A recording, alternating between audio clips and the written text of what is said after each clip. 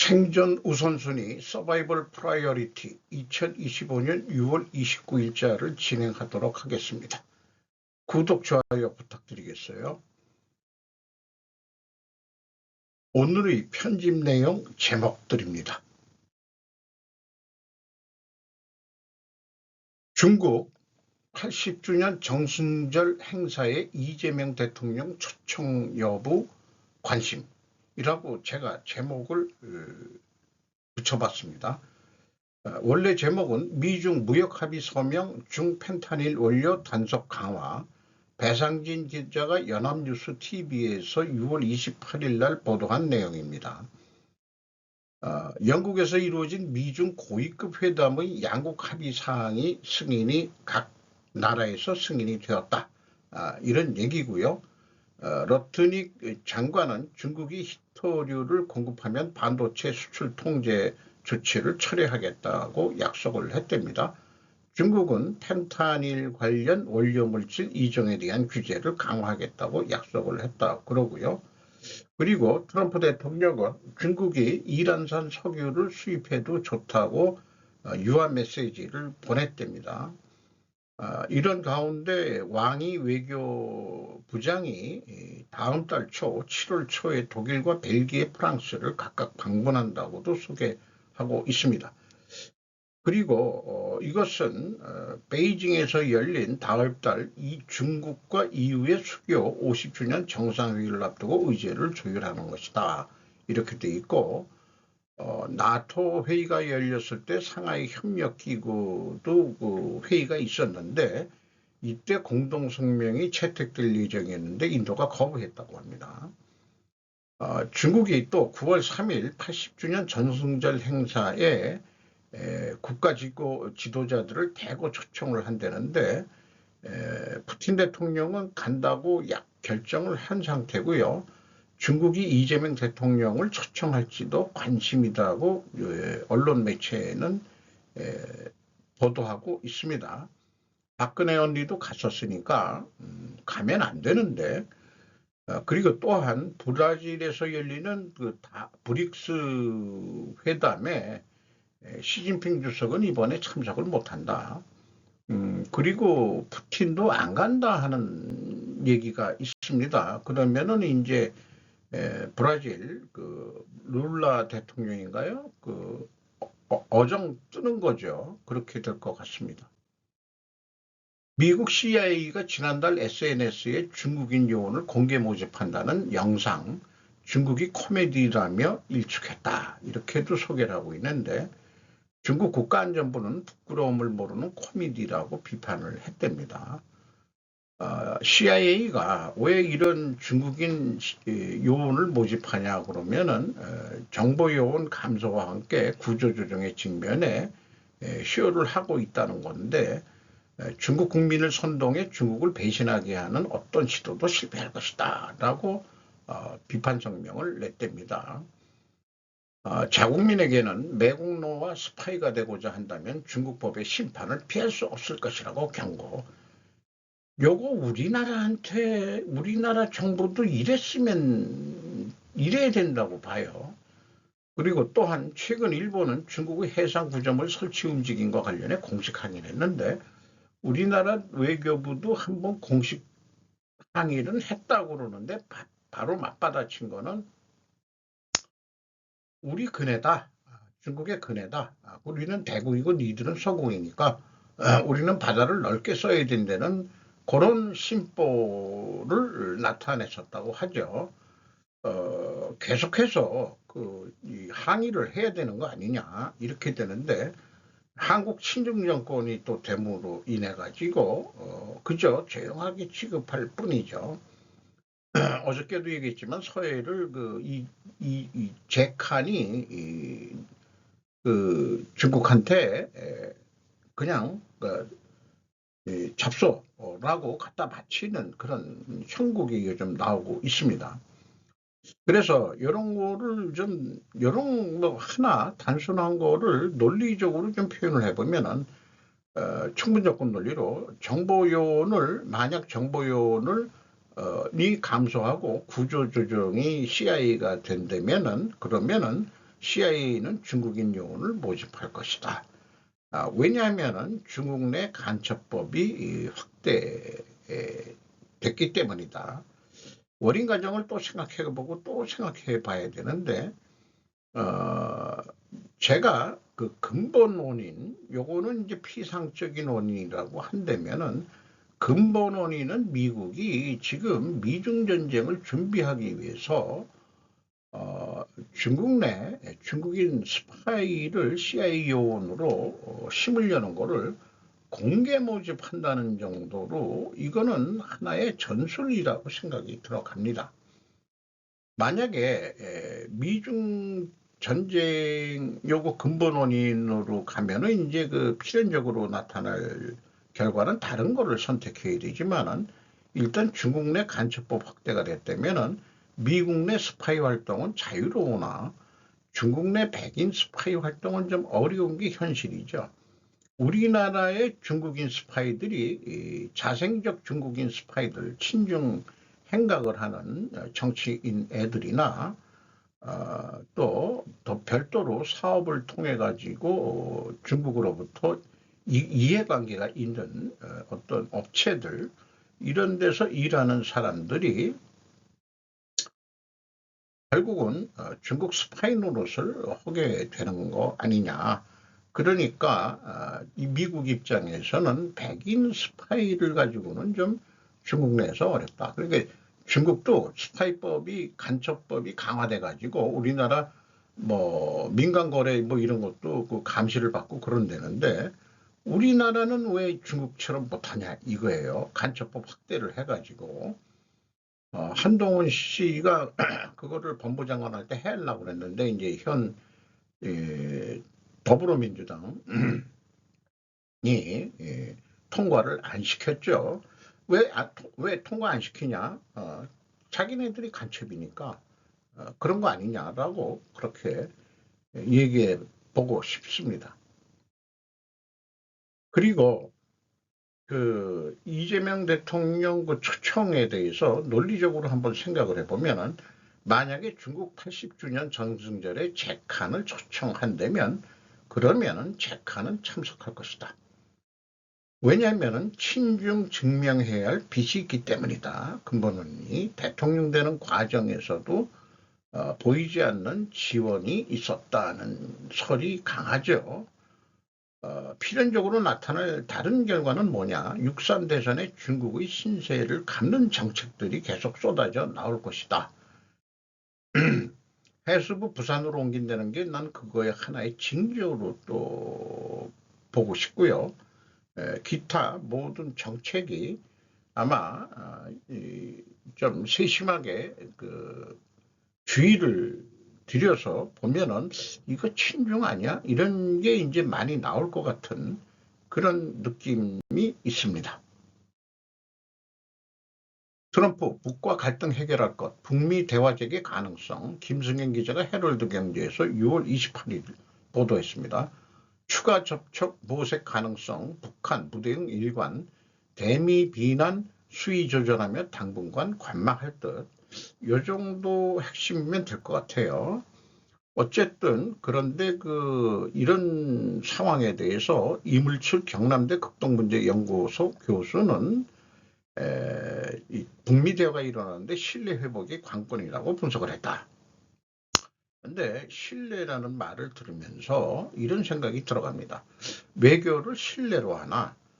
뭔 말인지 모르겠다. 솔직히 무엇이 신뢰를 만드는데, 구체적인 예를 들어, 야 전문가 아니냐, 극동문제연구소라는데 김정은의 이용 가치가 다해감으로 미국 입장에서는 김주애를 어려서부터 일선에 내세울 수밖에 없는 건강 이상설과 함께 트럼프 임기 내에 대화 재개가 불가피할 것이라는 예측 전문가가 있다.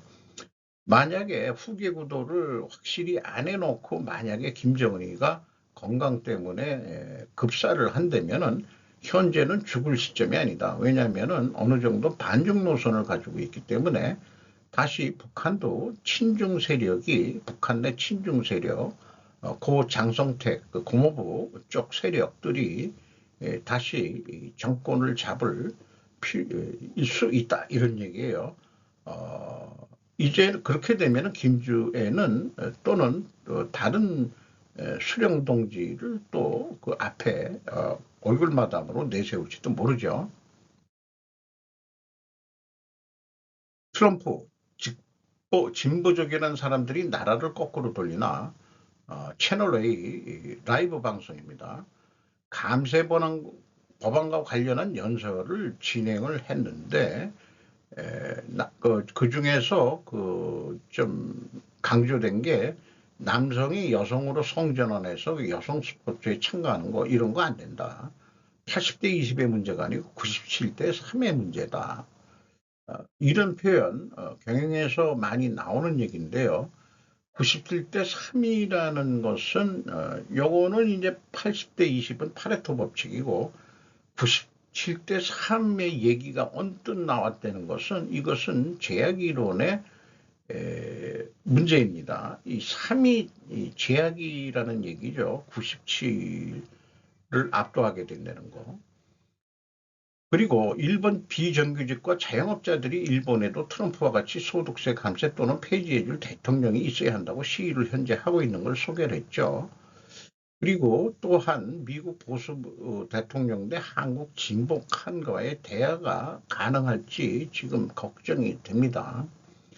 언제 이루어질지는 모르지만 나토에도 안 갔고 G7 때도 대화를 못 해봤고 인사할 기회를 안 주고 물론 트럼프는 한국을 의식해서가 아니고 이란 때리려고 극거 귀국을 했지만은 어쨌든 아직 대통령이 되고서 전화통화는 있었다고 하지만은 공식적으로 언제 트럼프하고의 대화가 될지 우리는 관심이 갑니다.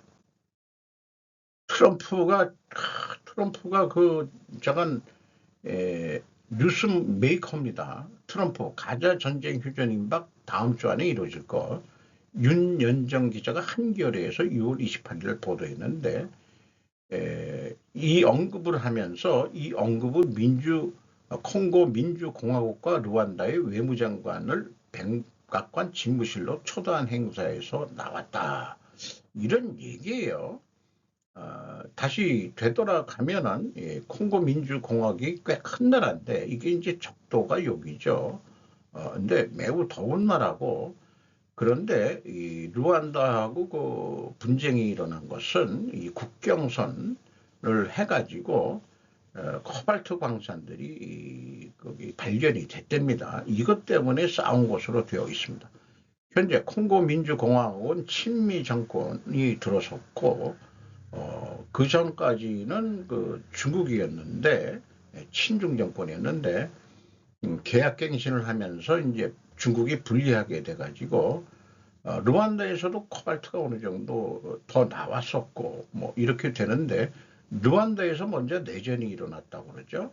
그래서 그 구세력이 콩고로 도망왔는데 그걸 쫓아와서 국경을 넘어서 그래서 콩고군도 대응해가지고 전쟁이 일어났다.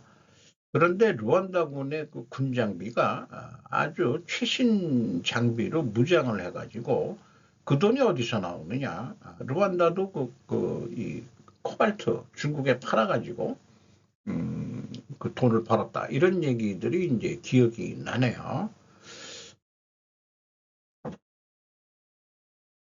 이미 한계 소상공인 최저임금 동결 쳤고 김상수 기자가 헤럴드 경제에서 6월 27일 날 보도한 내용입니다.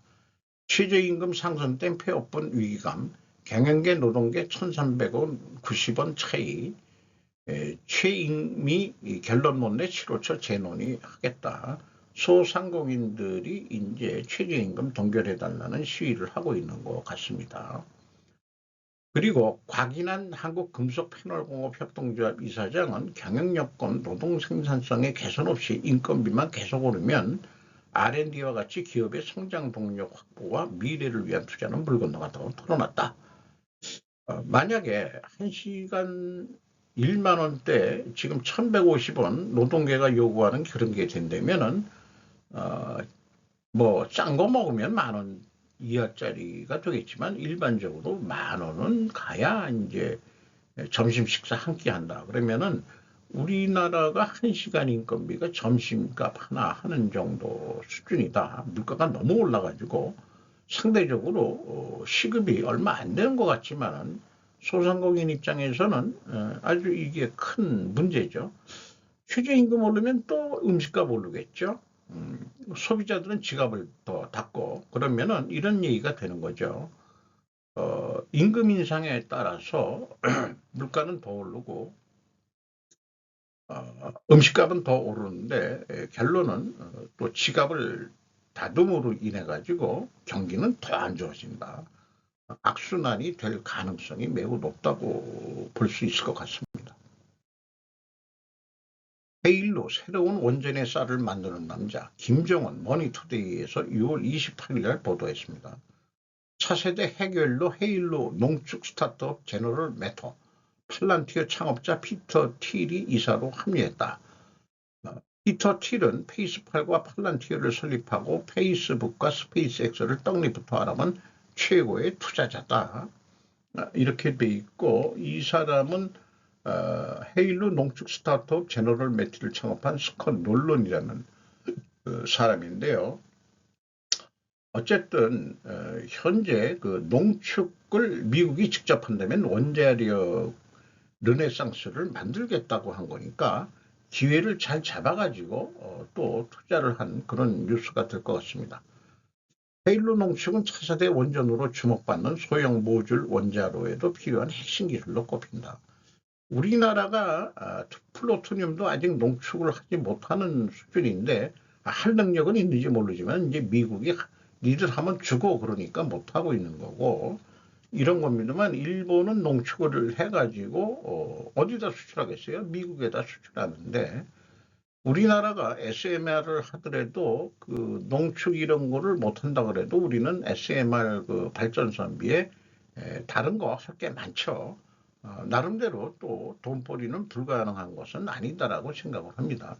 나이가 이렇게 젊게 보이는데 이런 사람이 그런 창업을 해가지고 대통령의 원자력 르네상스 행정명령 서명식에 참석할 정도면은 이미 뭐 로비 뭐 이런 거 다 끝나고 그런 거 다 무슨 있으니까 이렇게 젊은 나이지만은 이런 이 회사를 제너럴 매터라는 회사를 만들었대는 그게 부럽기만 합니다. 대단한 친구네요.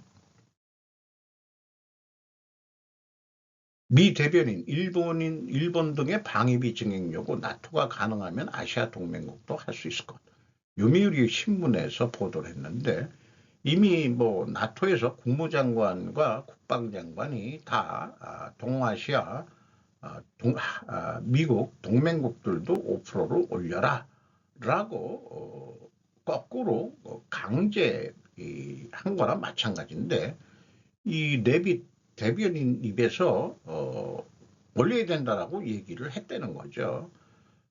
방위비 증액을 둘러싼 각국과의 개별 협의에 대해서는 밟지 않고 대통령이 판단한다라고 말하는데 그쳤다 하는데 한마디로 우리 속된 용어로 트럼프가 까려면 까. 나토도 알아서 기었는데 한국하고 일본 여기서 이제 그 뭐 저기 그 필리핀도 들어갈 수도 있고 대만도 들어갈 수 있겠죠.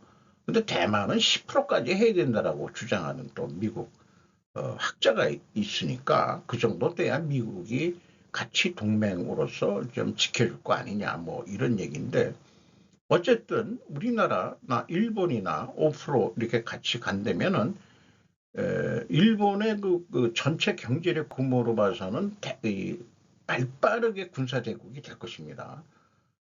이것도 나름대로 우리나라는 견제를 해야 된다고 보기 때문에 일본이 5%까지 급속히 그 방위비를 올린다면은 우리도 같이 올려야 된다고 판단이 됩니다. 미 고위 외교관 폭탄 발언, 이재명 과거 범죄 의혹 폭로, 모스탄이라는 그 태그가 달려 있습니다. 그 스피커 스튜디오라고 그좀 크리티컬한 방송을 주로 하는 미국에 있는 여성분인데 이런 표현을 했어요. 집안 형편이 아무리 어려워도 어렵다 하더라도 중학교나 고등학교는 다니는 경우가 대부분인데 어떻게 소년공이 되느냐. 중학교와 고등학교를 갈 형편이 안 되고 뭔 죄를 져가지고 소년원에 들어갔었기 때문에 그런 거 아니냐. 라는 설입니다. 이거를 또 음모론이라고 지금 뭐 좌파 또는 개딸들은 그렇게 얘기를 하고 있는 것 같습니다. 안동댐의 추억이라고 또 별도로 방송한 게 있는데 그 의혹이 사실이냐 아니냐를 넘어서 이런 문제들이 계속 더 불거져 나오는 것은 또 국내에서 나오는 게 아니고 해외에서 먼저 튀어나오고 유튜브를 통해 국내로 역류하는 매우 왜곡된 정보 흐름이긴 하지만은 온갖 추측과 음모론이 퍼지는 것은 그 어쩌면 당연한 결과라고 할 수 있다. 이런 견해를 그 방송을 또 했네요. 정보를 무기로 활용하려면 그 카드를 끝까지 쥐고 있는 상태 그 자체가 더 큰 압박과 통제력으로 작용한다. 미리 까지 말라 그런 얘기죠. 그럼에도 불구하고 비탄감 정책의 비밀 주빌리 은행이라고 또 표현을 했습니다. 쉽게 말해 민간 추심업체들이 은행으로부터 싸게 채권을 사가지고 그것을 정부 배드뱅크한테 또 이 뭔가 차액을 남겨서 팔아먹는다. 이런 얘기죠. 이 과정에서 마진이 발생하며 돈으로 환산하면 엄청난 금액이 될 것이고 공식적인 주빌리 은행이라고 하지만은 이거를 추심업체들이라고 얘기를 한다면은 이들이 누구인지 어떤 배경을 가졌는지 철저한 검증이 필요하다라고 얘기하고 있습니다. 이른바 성남국제 마피아 등 조직폭력배 출신이 운영하거나 연관된 업체들이 이 시장에 뛰어들 가능성까지 제기되고 있다. 그래서 공적 재정이 범죄성 자본으로 전이되는 심각한 사안으로 이어질 수 있다. 주빌리 은행에 대한 내용입니다. 그리고 이 주빌리 은행과 배드뱅크의 차이. 이 배드뱅크는 금융 캔코 같은 데서 한국자산관리공사, 미국 타르프, 그다음에 스웨덴 세큐럼 이런 데가 이제 있는데 이런 데서 배드뱅크를 만들어서 금융기관의 건전성 회복, 시스템 리스크 완화 이런 목적으로 하는 거고 주빌은행은 채무자의 재기 지원, 사회적 복지 실현 뭐 이렇게 좋은 말로 했는데 챗 GPT가 알려준 거예요. 비영리 시민단체 사회운동 기반 좋은 것으로 했는데 이 운영 주체가 비영리 시민단체가 아니고 성남 마피아 같은 애들이 뭐 일본으로 치면 야쿠자 같은 애들이 뛰어들 수 있는 거 아니냐. 이게 걱정이 된다. 이런 얘기입니다. 우리나라의 이 제2금융권에도 그 일본 야쿠자 자본이 많이 들어와 있다고 옛날부터 얘기가 됐죠. 무슨 저축은행 등 이렇게 이름이 되어 있는데 그런 것들이 꽤 있다. 이런 얘기가 되겠습니다. 시사 해설이라고 좀 이름을 붙여봤습니다. 중동전쟁 다음은 어디? 구두 방송을 제가 글로 남기기 위해서 글로 썼는데 빨리 읽어보는 식으로 넘어가기로 하겠습니다. 상당히 어저께도 얘기했지만은 상관관계 추론이 비약적으로 그 사고방식이 훌훌 날아다니는 그런 방송이라고 할 수 있겠습니다. 대만이 일본을 정하는 이유, 대만 본성인 입장에서 일본이 점령했을 때 좋았다. 일본 합방 때 조선이 정한 사람 별로 없었다. 대만도 일본에 저항했었다. 해방 후 적대적이지 않았다. 장개석이가 들어와서 대만을 통치하면서 역시 본성인들은 대만에서 넘어온 사람, 아니 중국 본토 장개석하고 같이 넘어온 사람들을 외성인이라고 얘기를 그쪽에선 무슨 성 얘기하니까 외성인이 장기 독재 통치 대륙이니 침략 따지거나 마찬가지다. 홍사익 장군은 일본에서 장군까지 된다. 롯데 신격호에 붙인 일본 강요였다. 그렇게 차별하지 않았다는 얘기죠. 노인들은 군산 동양 척식 회사가 있을 때 사람들 일제가 통치했을 때가 좋았다고 회고한다. 독립유권자들 모두 친중자들이다. 상해 임시정부 조선말 매건매직 양반 지주 세력들이 넘어가서 만든 거나 마찬가지다. 너도 나도 반일 전사들을 내세웠다. 독립운동하면 3대가 망한다는데 그것은 만들어낸 얘기고 실질적으로는 해방 후에 독립운동가 후손들이라고 그 혜택을 보고 있다고 그렇게 거꾸로 된 것 같습니다. 까놓고 얘기해서 저희 부친도 좀 만주에서 좀 관여를 했거든요. 저 똘마니로 들어갔지만은 뭐 독립군이라고 얘기하지를 않고 스스로 마적단이라는데 마적단도 항일운동을 한 건 마찬가지죠. 김자진 장군의 부대를 갖다가 이 사람은 김자진 마적단이라고 부르니까 어쨌든 좌파 우파가 동일하다. 니들 중국으로 그냥 가라고 말하는 대만 본성인 제가 하고 싶은 말이에요. 니들이 그렇게 중국하고 잘하려면 그냥 중국 가서 살아. 지금 우리나라도 그런 분위기가 되고 있다. 반중 정서가 생기고 있다. 그래서 민주당이나 국힘당을 싫어하기 시작하고 있다. 젊은 세대들이 일본을 좋아하기 시작하고 있다. 좋든 싫든 일본이 조선근대화를 시킨 건 맞지 않냐. 우리나라를 의도적으로 부채국가 만들기.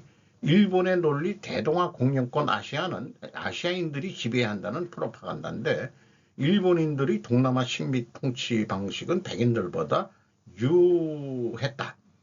일본 악마는 패전 후 승자들의 작품일 뿐이며 제국주의 일반적인 일로서 일본이 하는 식민 통치 방식은 물론 잘못된 것도 있겠지만은 서양의 비인간적인 비효율적인 방법을 바꿔서 유화적으로 식민 지배를 했다 이런 얘기죠.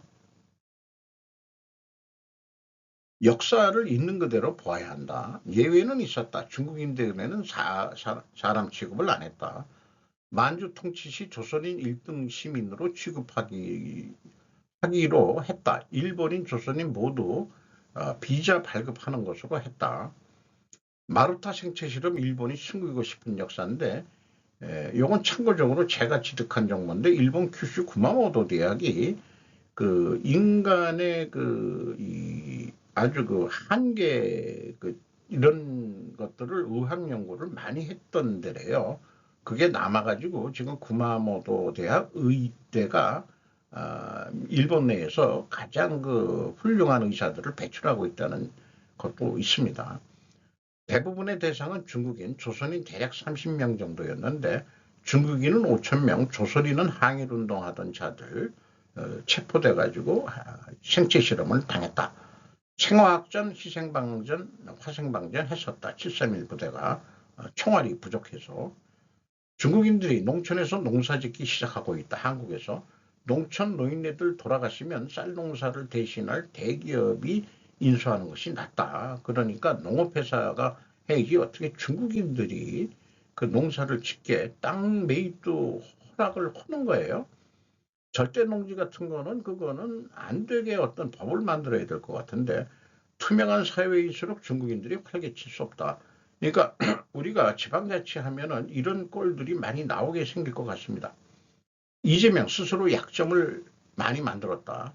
시키는 대로 다 할 재칸, 범죄 종합 선물 세트다. 트럼프 더 무서운 카드 쥐고 있을 것이다. 한미의원연맹 국회의원들 미국 갔다 온 얘기 왜 없냐? 영국식 통치 방식 미얀마 로힝야족 이용하기. 미얀마를 시켰을 때 지배 세력이 인도에 있는 무슬림 미얀마족을 미얀마 해변 쪽으로 이주시켜 가지고 미얀마 이 사람들을 통치하게 만들어 가지고 아주 적대감이 들도록 만들었다고 그러죠. 그런 중국인주의에 있는 영국인들, KKR, 모건 스탠리, 중국도 마찬가지고 한국에 중국화하는 거 영국식 방식 반중정서 만들기 아니냐 이렇게까지도 해석을 하네요. 중국은 노예의 역사이다. 노예 기질이 있어서 시키면 시키는 대로 다 한다. 이렇게까지 중국을 비하하네요. MBK 김 누군가요? 김병주 KKR 출신이다.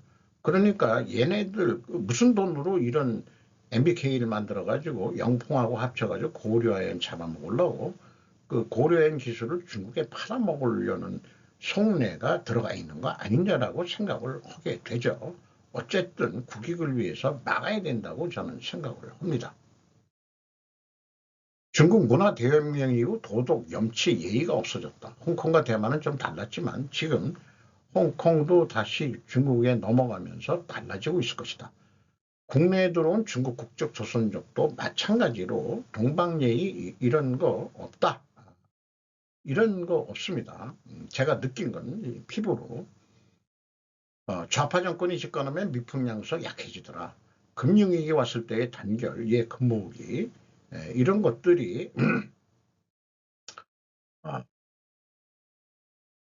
정권을 인정한다면은 이 나라가 망할 때 금모으기 같은 아이디어 같은 거 국민이 단결하는 일들은 안 일어났을 거예요. 그래 한국 망해.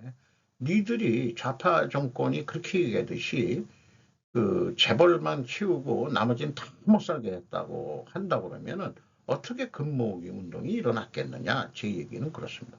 그리고 젊은이들한테 왜 히키코모리와 오타쿠가 되느냐 이런 문화 이런 분위기가 자기는 싫다. 집이 없어서 애를 안 낳는다 가짜 박사라고 변희재한테 공격당했었는데 그때 진짜 망할 뻔했다.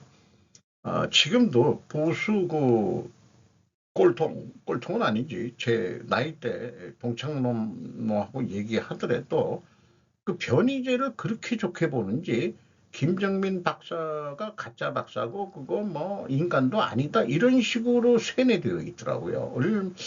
야, 그래서 그놈하고 한번 술 먹고 다시 한번 얘기를 해봐야 될 것 같아요. 그런 속에서도 애를 낳았다. 지금 애들은 왜 배수진을 치지 않는가? 정신력의 싸움이어야 한다. 그리고 애들은 쭉쭉 빵빵해야 한다. 여자는. 당뇨병 자기 책임이다. 중국인 사이는 절대 안 된다. 저하고 마음이 딱 똑같네요. 물론 저는 딸이 없습니다만은 그리고 우리 때는요. 그때는 경제가 쭉쭉 발전하고 있는 과정이었기 때문에 월세방부터 시작을 했습니다. 저는 물론 13평짜리 시립 시형 아파트 연탄을 뗐을 때 연탄 때는 시형 아파트에서 전세로 그 결혼 생활을 시작을 했죠. 그런 게 기억이 납니다. 그 결혼이라는 거하고 근데 이제 세상이 바뀌었어요. 그 경제가 발전해가지고 그런 속에서 자란 애들은 쉽지는 않을 것 같습니다. 이것도 이 사람도 이제 나이가 먹어갔다는 증거이기도 합니다. 약점이 많으면 절대 칸이 되어서는 안 된다. 감옥까지 하는데고 나라까지 말아먹을 수 있다. 실용외교, 국위구선, 말만 그렇고 미국은 이 칸을 살려놓고 쭉쭉 받아먹기 당할 것이다. 트럼프도 약점 많은 사람이다. 글로벌 어젠다만 만들고 있는 중이다. 골드만삭스가 주석으로 만들어준 시진핑 세상에 공짜는 없다. 보시라 영국이 밀어주었던 사람이고 영국과 미국이 누구를 주석으로 앉힐 것이냐는 싸움이었다. 그런데 영국세를 죽이고 미국세가 앉혔다는 건가요? 후진타오의 도움으로 주석이 되었으니 밀어냈다. 지금 후진타오 세력이 좀 시진핑을 다시 밀어내려고 하고 있다는 식으로 얘기가 나오고 있죠. 시진핑은 자기 집권을 위해서 대만과 전쟁을 해야만 한다. 한동훈도 연줄이 없는 사람이다. 대통령이 만약 된다 그래도 그 밀어준 사람의 말을 들어줄 수밖에 없다는 것을 냉정하게 표현하고 있는 것 같습니다. 전쟁을 전제로 한 워렌 버핏의 일본 5대 무역상사 투자. 제목은 제가 붙였고요. 푸틴이 우크라이나 침공하지 않는다면 스위스에 있는 아내와 아들이 안전하지 않았다. 결국은 그래서 우크라이나를 침공했다. 시사중전에서 하나의 중국 발언할 것이다. 이 뜻은 대만과 전쟁을 할 수밖에 없을 것이라는 얘기고요. 그렇게 유도가 된다는 식으로 풀어가고 있습니다. 권력력이 스스로를 망치는 일이다. 초열로 빠질 줄 알아야 된다. 굿럭. 요거는 그 콩고 민주공화국과 루안다 외무장관을 불러서 평화협정을 맺는 장면에서 한국 얘기도 나왔고, 그렇죠. 콩고 민주화 루안다 평화협정. 콩고 민주는 트럼프가 만들어준 나라. 중국 코발트 재계약 루안다에서 콩고를 공격하기 시작 무기가 딸려 밀렸다. 앞에서 좀 소개를 했습니다. 영국과 미국이 어느 선행간 타협을 했다. 알래스카 중국 전기사 선박 화재와 이런 것들을 연계해서 생각한다면은 이런 것들이 이제 상관관계 추론이라고 제가 얘기하는 건데 인과관계로 넘어가기가 좀 어려워요. 이란 전쟁의 핵심 핵무기가 없는 상태의 전쟁은 더 이상 위협이 되지 않는다. 이제는 비즈니스 타임이다. 새로운 데이터를 모으는 미국 토탈워. 중국 육군은 방어 역할이고 해군은 공격인데 실전 축척을 방어전쟁 훈련하고 있는 셈이나 마찬가지다. 일본이 다시 G2가 되지 않을까. 일본 취업률 매우 높다. 취직하려면 일본 가십시오. 5대 일본 무역상사들의 외런 버핏이 거의 다들 8% 이상 대주주가 되는 거죠. 이걸 왜 했겠냐. 전쟁이 일어날 거라고 미리 예측하는 거 아니냐. 이런 얘기입니다. 제프 베조스, 로렌 산체스가 베니스의 유명한 결혼식장에서 공식적으로 결혼식을 올립니다. 아니 미국 애들이 왜 이탈리아 베니스가 뭔지 몰라도 어쨌든 이게 생존 우선순위 이유하고 전혀 어울리지 않을 것 같은데 그냥 넣어봤어요. 이방카 부부 두 유명인들이 많이 왔지만은 참고적으로 올랜도 블룸이라고 좀 요즘에 얼굴이 조금씩 익혀져가는 미국 배우가 되겠습니다. 블룸하면 블룸버그 뭐 이런 쪽으로 연결이 되는 건지 어떤 건지 잘 모르겠습니다만은 잠깐 결혼식 때는 여자들은 이렇게 다 어깨를 다 노출을 시키는 것들이 예복인 모양이죠. 이 신부도 그렇고 산체스 뭐 이런 얘기가 들어가면은 이탈리아인가요? 아니 멕시코 아닌가? 근데 저건 이탈리아 계열인 모양이죠. 이 여자분이 아니면 제프 베이조스가 이탈리아인가요? 그 이름으로 봐서는 잘 모르겠습니다. 이건 그냥 넘어가겠습니다. 좋은 하루 되시기 바랍니다.